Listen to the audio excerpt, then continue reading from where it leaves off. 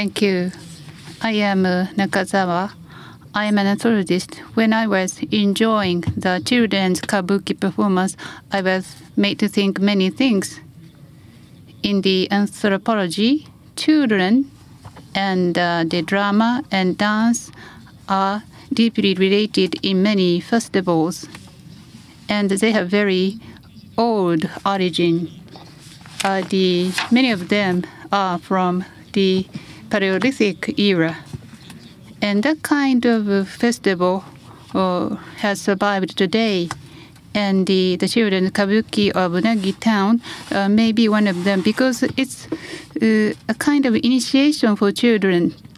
Initiation is a very important phase for anybody between the childhood and the adulthood.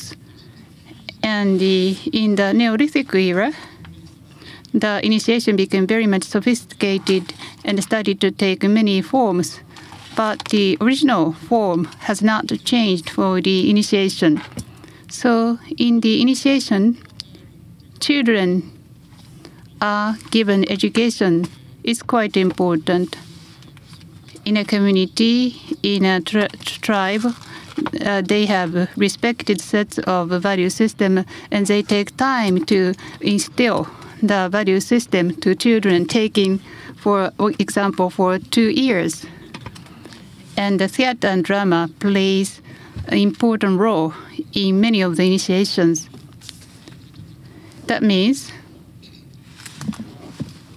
in a normal education process or ordinary process, the social norms, the publicly attested is what is communicated to children together with the daily wisdoms. But when you go to the climax of the initiation ritual, something quite different are being given to children. In a festival like this, for the community, the most important, most dreadful being, the spirit, appears at the climax of a festival. And the spirit may be covered with straws, with strange costumes or masks or the makeups. Before the start of the initiation, the children enjoy the festival together with other children and the women. And the children would feel that those spirits are something quite dreadful. These are the supernatural beings living in the forest. This is what they are told when they are children. But once children participate in the initiation, those in the process of initiation are actually told that those dreadful spirits are actually the young adults in the village simply wearing costumes and masks. The most dreadful beings for children and for the village. And they were told that those are taboos that you should never touch. But as you go to the climax of initiation, children nearing the stage of adulthood are told that they are something that somebody created. Masks may remain dreadful, but those wearing those masks are one of those young adults in the community. So they now belong to the group of adulthood, and this would give the existential shock to the children. When they were small, they were told that those are taboos that you should never touch. But once you join the community of adulthood, you realize that those are something that people or humans simply created. And what is important for the initiation, as you see in the tribes in Africa or community in Africa, armadillo-like animal may be eaten in a festival. In a daily life, you are told not to eat that particular animal because it looks like an animal, but it looks like the insect because its body is covered by the hard shells, so it looks like a monster. But in the initiation, children are forced to eat a monster against the social norms that they were given in the past. The norm was about the difference or distinction between animals and insects. But that the ordinary distinction is broken during the process of initiation. But by going through the process, what is good and what is bad in the human society, that distinction of the good and bad may disappear when you go deeper into the system. Another important function of the initiation is as follows. Humans and animals are not separated. Actually, they are connected. So human dancers appear in the festival and play as if they are animals, taking the gestures of animals. So in that sense, humans and animals are no longer disconnected. And the message is that humans and animals can be the brothers, and they can communicate and interchangeable. So the mimicry of animals may be the origin of dance. And through the mimicry of animals, what is the message of that education of initiation? The plant and the animals and humans are actually connected. They are hunters, so they know that there is a big distinction between humans and animals, because humans hunt animals, and animals may also attack humans once they are hunted.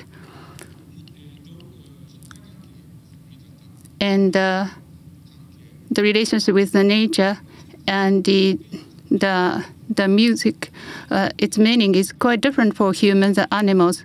But at a deeper level, there is a big commonality between humans and animals. What children should learn in the initiation may not be so simple as you might think at the on the surface.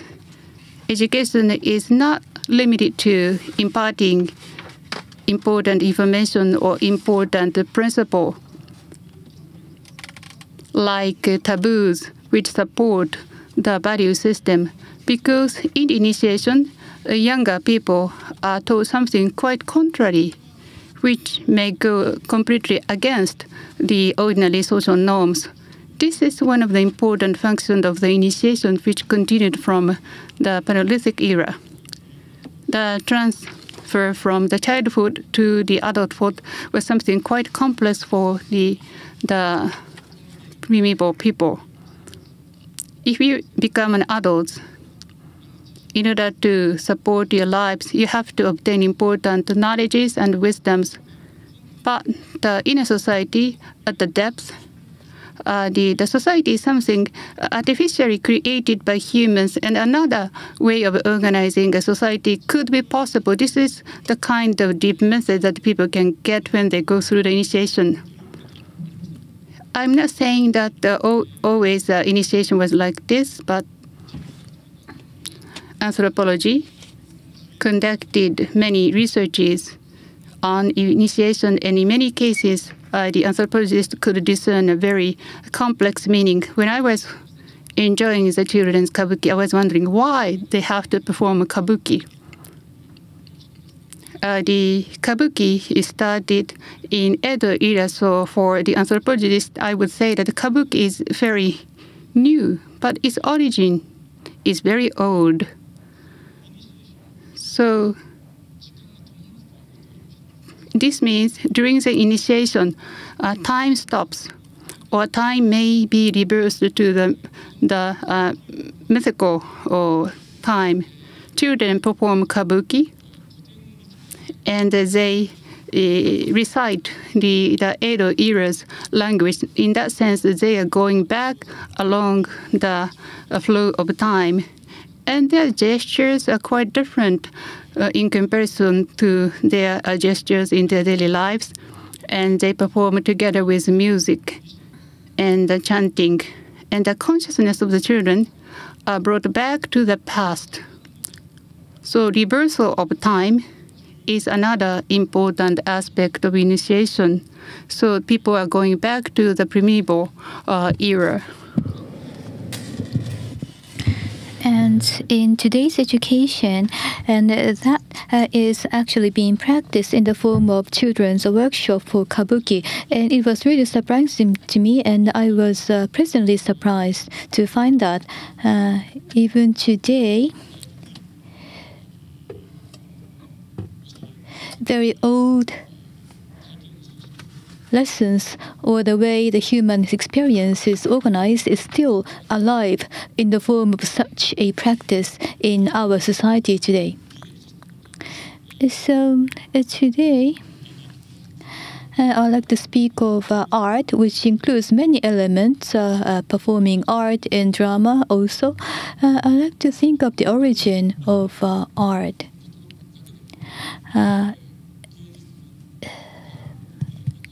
Art.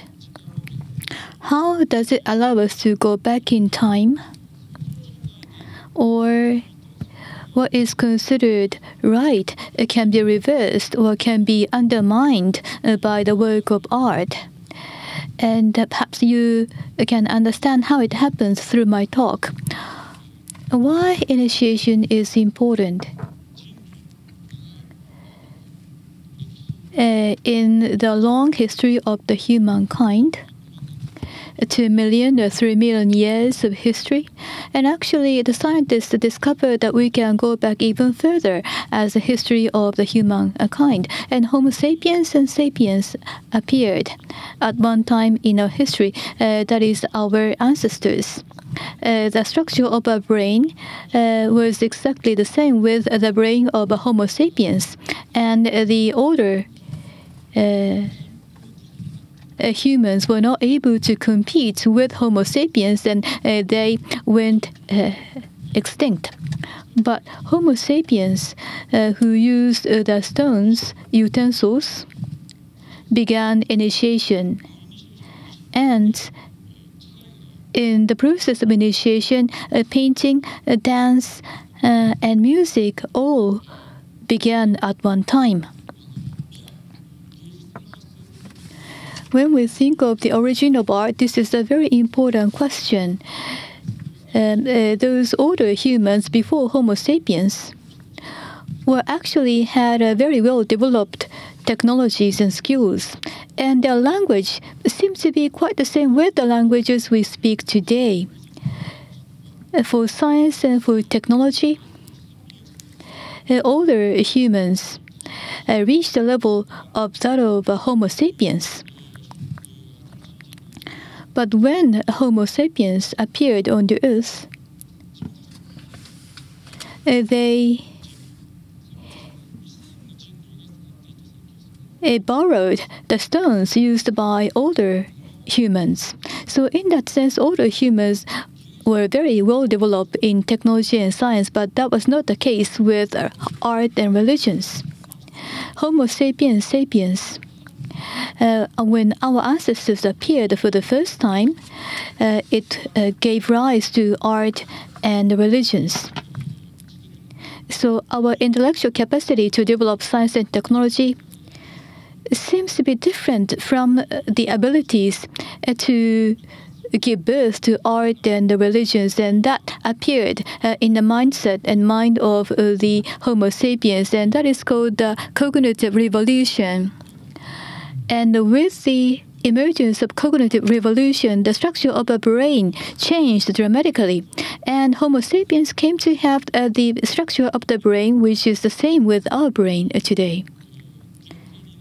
And in the field of technologies or skills, which were the foundation of the technology and science we know today, they borrowed technology from the previous humans, but they were able to produce a whole new set of art and religions which didn't exist before. What does it mean? That is a very important point of the talk I'm going to give. This is something that today's computer scientists often say. The work of logic or mechanism of logic used by a computer is very similar to the mechanism of a human brain, or it is about the same with a human brain. The von Neumann said that in his book, The Computer and the Brain, and this argument hold true today. The human brain and highly developed computers, the computer and the brain functions on a very similar principle. In the brain, what is the thinking process through a neuron, electrical, or the change of the voltage, it is transported. And this flowing change is transformed into the digital signal. This is the thinking process. And thinking in a computer takes exactly the same mechanism. And this is what we call logic. The human brain tissue is designed in order to operate logic. And the logic-based brain, how it's possible that the brain can also generate art and religion in our brain? Is there any specific fields for art and religion? People try to find out, but nobody could find it.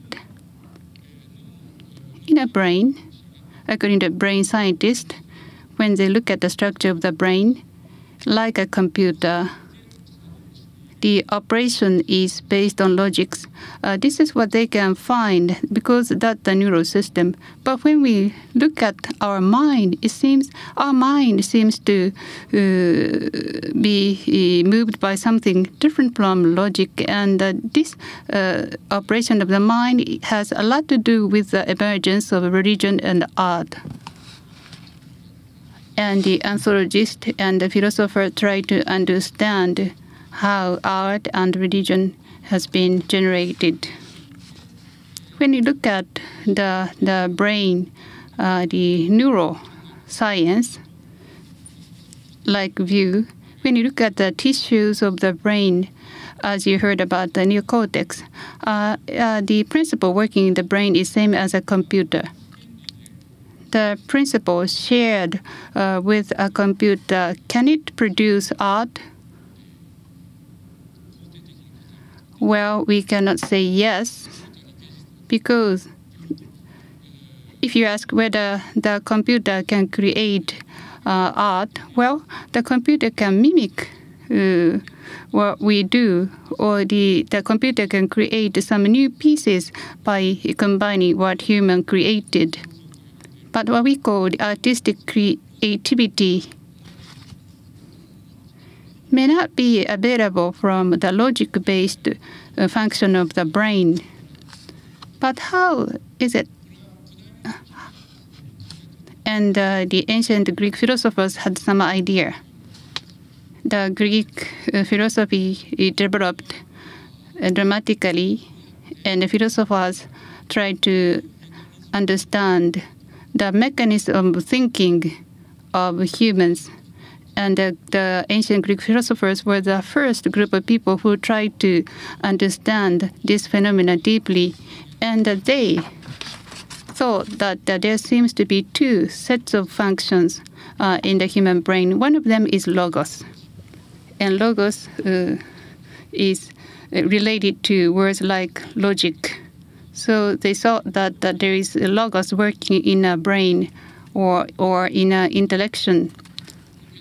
And etymologically, logic or logos means arrange things one has gathered before one's eyes or organized by arranging things. So giving orders to things or gather things before one's eyes, gather, arrange, and give order. That is what logos meant.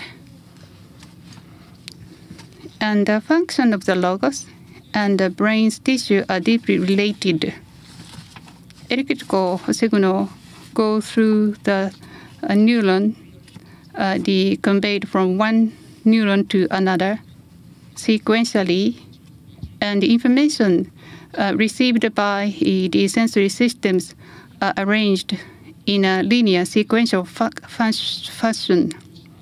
So thinking based on the neural system are likely to induce the function of logos. And what you can do in a computer is quite similar. Electrical signals are sequentially conveyed through the neuron using the synapse as a relay. And in a computer, there is a clock incorporated in the CPU, and the clock ticks the temporal order, and the streams of information are arranged.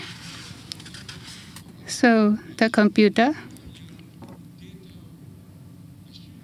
gather information before its own eye, and then arrange them in a particular order. So working of logos is the one of the most basic function in the brain, the gathering things, arranging them in a linear fashion. The languages of humans has a very deep relationship with the function of logos. I am saying something. What I'm doing is the putting words in the order of time, and those who receive my words would understand the meaning. Here you use logos because there is a stream of words arranged linearly. But the ancient Greeks knew that there is something else in the human mind.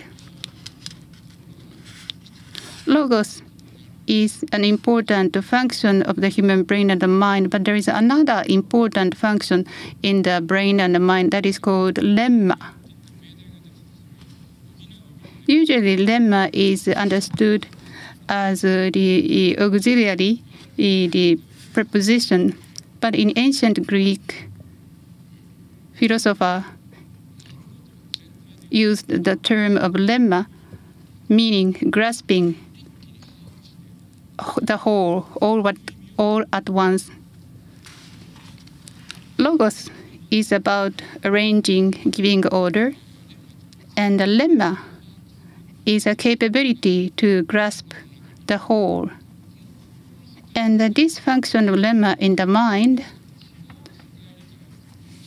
gives you a completely different ways to understand the world in comparison to logos.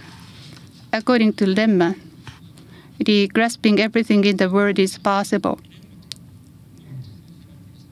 According to lemma's intellection, everything is interrelated.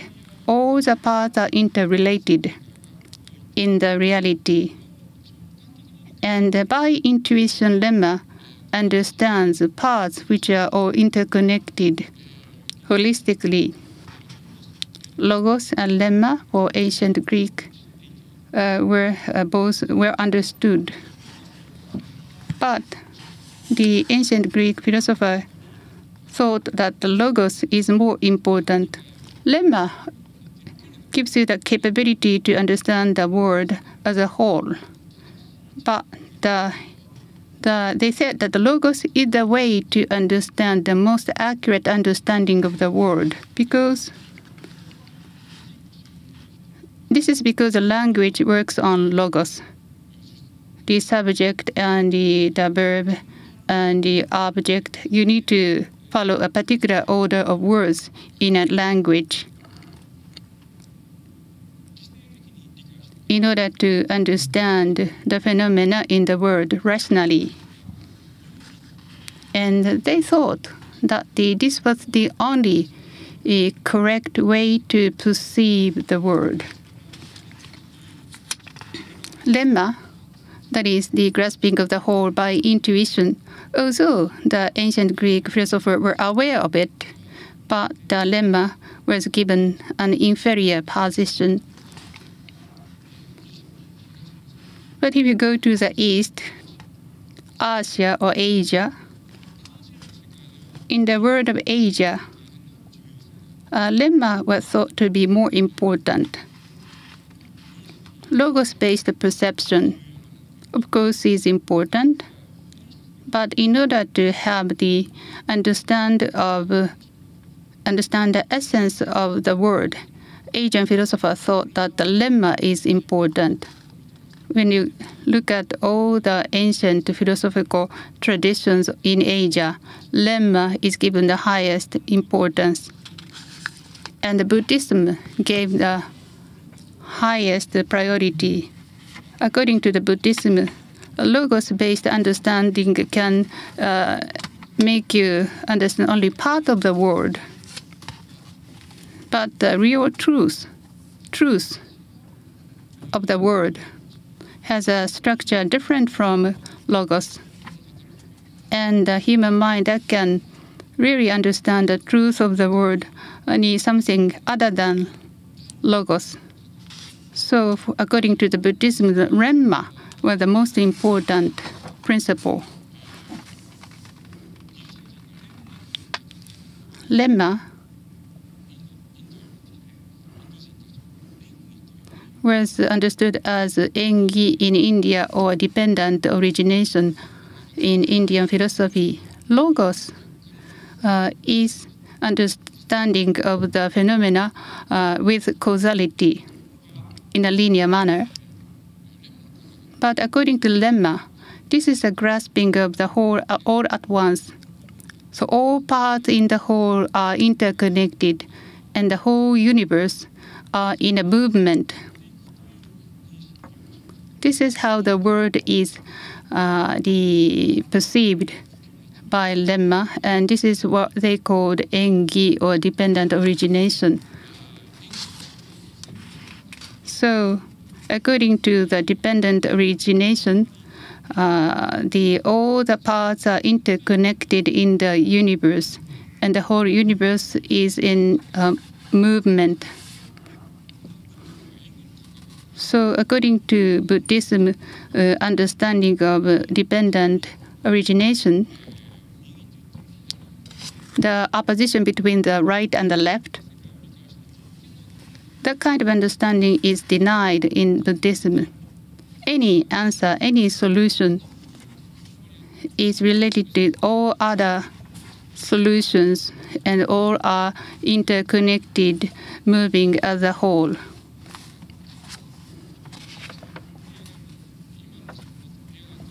I, who is standing in front of you, is made up of everything in the past which flew into me, and what's inside in me right now is expanded into the future like a big net thrown from me. So I am the instantaneous, the point which is both connected to the past and the future. So according to the Buddhism, the world cannot be grasped with logos, or what logos can understand about the world is only a part of the whole nature of the world.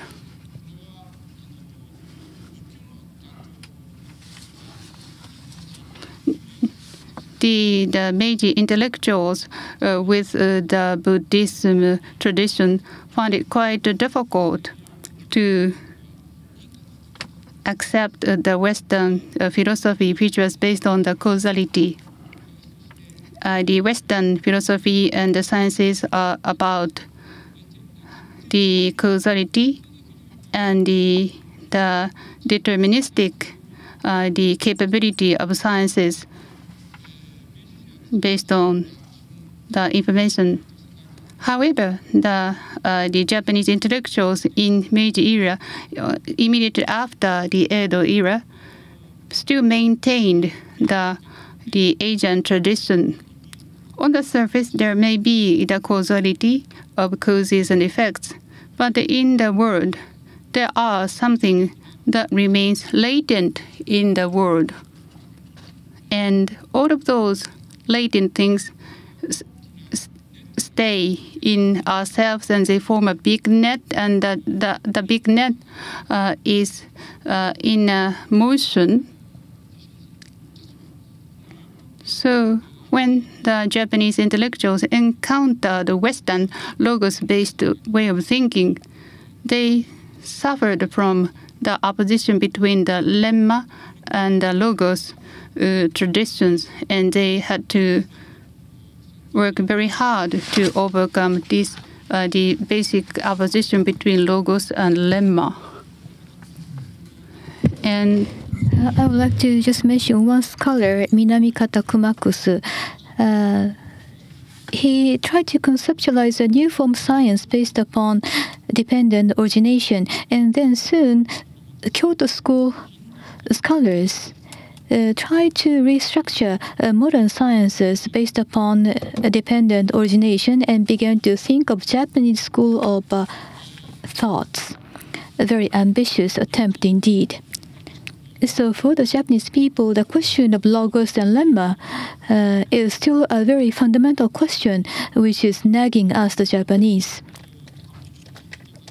For instance, today's computer science or brain science, this also poses a very important question, but at the same time, it has a lot to do with the art, which is the main theme of my talk today.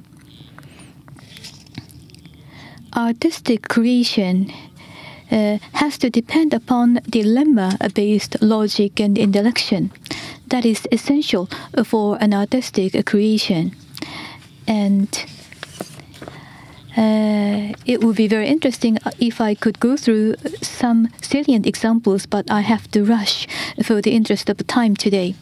You know, in Buddhism,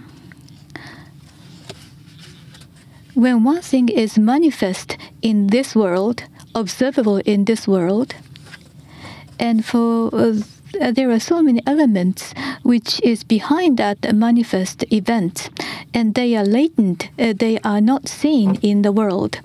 And what is evident or manifest and what is latent, the combination between the two is what makes up this world. Something which is latent today may become manifest and come to have a certain meaning. For instance, you listen to Bob Dylan's music when you were young. Professor Yamagiwa is one of them.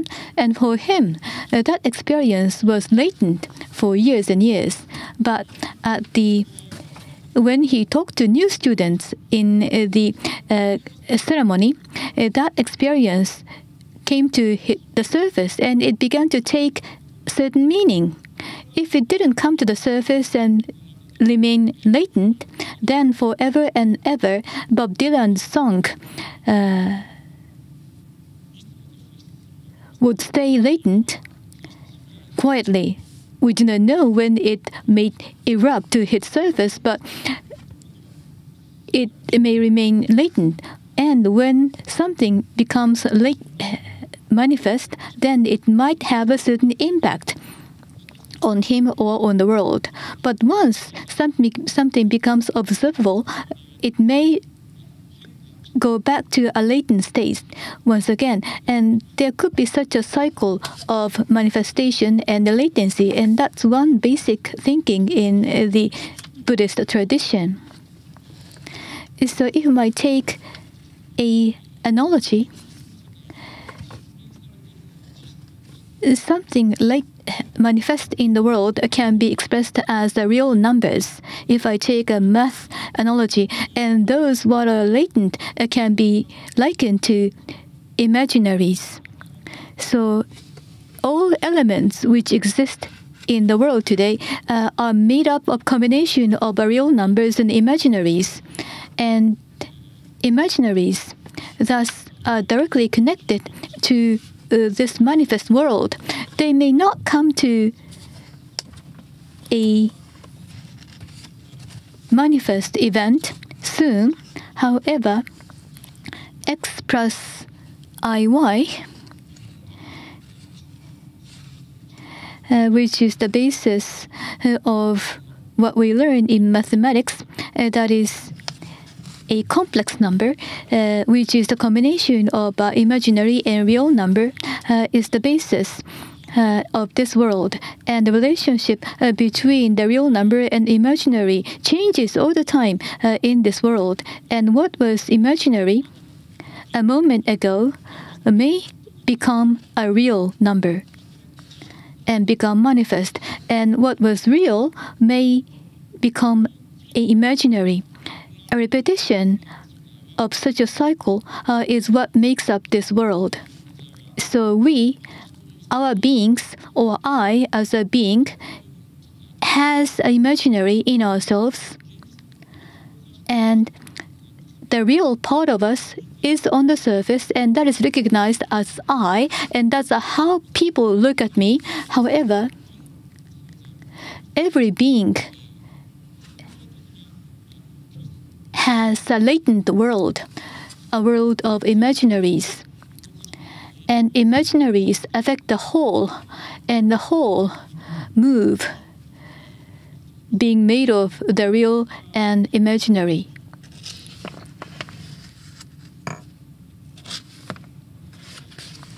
Now I have given you a manuscript or handout, and the organizer didn't want me to discuss a difficult example, but Buddhist philosophy, dependent origination, is expressed in such a simple mathematical formulation, A11, A12, A13, etc. You can see on the top, and the whole moves in motion, and this is in a sense a combination of logos and lemma. And each element, such as A11, A12, all of them are complex numbers. So what is on the surface and observable, and what is latent and is hidden, may go back and forth with each other, and something latent is related to the whole, and that is the world view by Buddhism.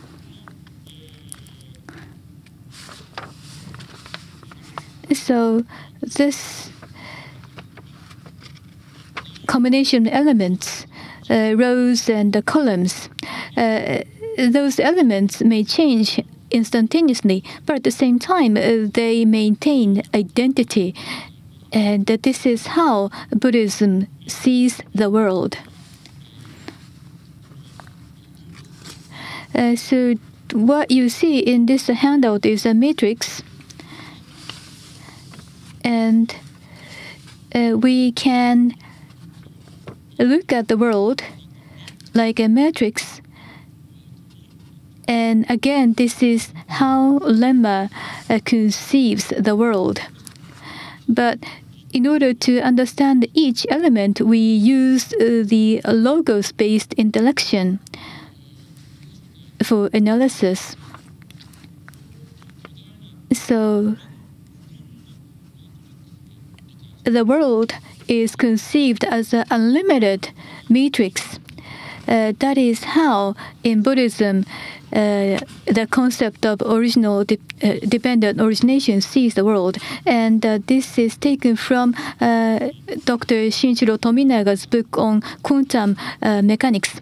Heisenberg developed the quantum mechanics, and this is a matrix which is shown in the very introductory part of the theory. And so it seems that the Buddhism way of thinking and the matrix or quantum mechanics are very similar with each other. And in a sense that is so because the quantum matrix takes a concept like dependent origination, which is a very important concept of Buddhism. And actually, for our science, such as transistors and mobile phones, all kinds of information technologies are functioning based upon quantum mechanics, and they are based upon matrix mechanics. And the essential part of science of matrix mechanics has a very deep similarity with the notion of dependent origination of Buddhism. That was noticed long time ago already, but they can also be explained or expressed in a easy to understand manner. A Buddhist way of thinking and the quantum mechanics way of thinking are very similar with each other. A complex number structure shown in elements change over time, but at the same time they keep the unity of the whole. Information is sent over to the world instantaneously. In our world, in a sense, it relates to certain connection between the humanities and sciences, and humanities are actually deeply related with natural sciences. But in order to understand the similarities and differences, we need to pay attention to the important differences between lemma and logos, two kinds of logics humans employ. Now about art. Art is produced through the working of the lemma, for instance, music. Original music perhaps goes back to a Paleolithic era, an initiation that was practiced deep in a cave. People in the Paleolithic age performed and liked to perform initiation rites in a cave, a very big cave, and it's like a womb of a mother's body, and there was a big empty space inside a cave, and they vocalized and they danced and they left drawings on the rock wall. And as we may experience in today's life, once we enter a cave, and suppose that the same pitch was sounded for long, then that will give rise to a natural harmonics, one octave higher than the foundational pitch. Through the production of the natural harmonics, people came to recognize the difference between the foundation note and a pitch one octave higher, and they recognized the identity between the two pitches or two sounds. One do and the do, one octave higher, are identical. So natural harmonics are produced, but at the same time, four perfect fourth and a perfect fifth are also produced.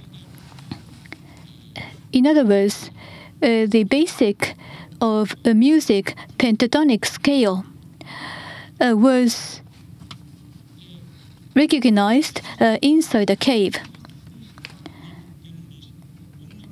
Then the first recognition of the music started with the recognition of the identity between a certain fundamental do and one do one octave higher. And when they were sounded together, they gave rise to a chorus which sounded very comfortable and pleasant in human ears. So when one sound is hit, it produces chord naturally, but another pitch or sound cannot be heard. It's latent, but the sound we hear supports the presence of latent sound. Do, mi, and so, and those pitches one octave higher. Once a certain note is sounded, you also hear a latent sound, an octave or two octaves higher in our mind. And I mentioned that the complex number is important for mathematics. And if any sound is hit, and when that is heard by a human ear, it also gives rise to latent sound, which belongs to the same scale of music in the human mind. And when mi is sounded, then do will go back to the latent field. So music also has a matrix structure. The important part of a pleasure of music is chord. And the chord sounds pleasant in human ears because of the function of lemma.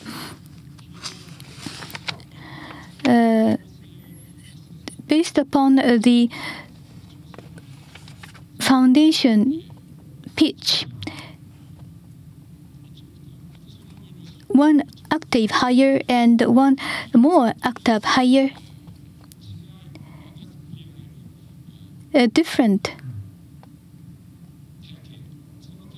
relationship between sounds can be produced, and that is made of the combination of the latent and the manifest sounds.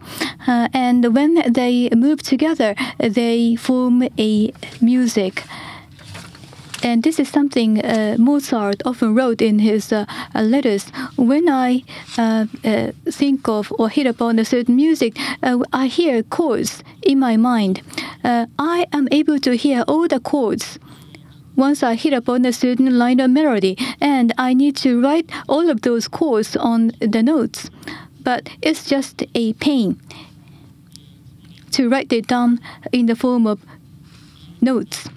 X and IY, the sound which has a complex structure, number structure, is understood by Mozart in a comprehensive, holistic manner. And although he didn't like it, he had to write them down in the form of scores, and he supported his own life by making money out of this. And I think that's a very important point of creating a piece of music. Music is not simply the combination of notes. Music is present as a form of matrix. When the whole matrix, the whole, moves, how can a music composer use a logos intellection so that the whole motion of the sounds can be written down in the form of notes? It seems that I have already gone over my time, so I have to be quick. Another example. This is about a painting. In your handout, you can see the paintings by Cézanne, Mont Saint-Victoire, a variation of them. In the top left, you can see the photograph of this mountain. Cézanne has produced a variation of this mountain in his paintings. Why did he do that? He wanted to capture the moment, how this mountain arises, and he thought that it was important for him to capture what is not seen to understand the whole of the mountain. And the photograph showing this mountain was not the whole of the mountain for him. This shows a certain presence of this mountain in this world. But in order to capture the whole of it, he has to capture not just the surface of what he sees today. He needs to look at latent, the hidden elements of the mountain he saw, the space of imaginaries. Otherwise, he will not be able to be finished with painting this mountain. So this seems to suggest that the painting is also an art of matrix, what is manifest and what is latent, exchange with each other and make the whole. And for him, it was important to take out what was latent, and it was completely different from taking a photograph. Again, here we see a sharp difference between the working of Lemma and the working of logos. our world will be more dominated by a logos-based logic with the development of computer science. But in this world, how can we demonstrate more the other part of our capability, that is the lemma-based capability? And I believe that that is going to be a very important challenge for the world of art. Art is a very important domain where we can demonstrate our lemma capability. But as we see with example of quantum mechanics, a lemma-based logic logos can lead scientists to a scientific breakthrough.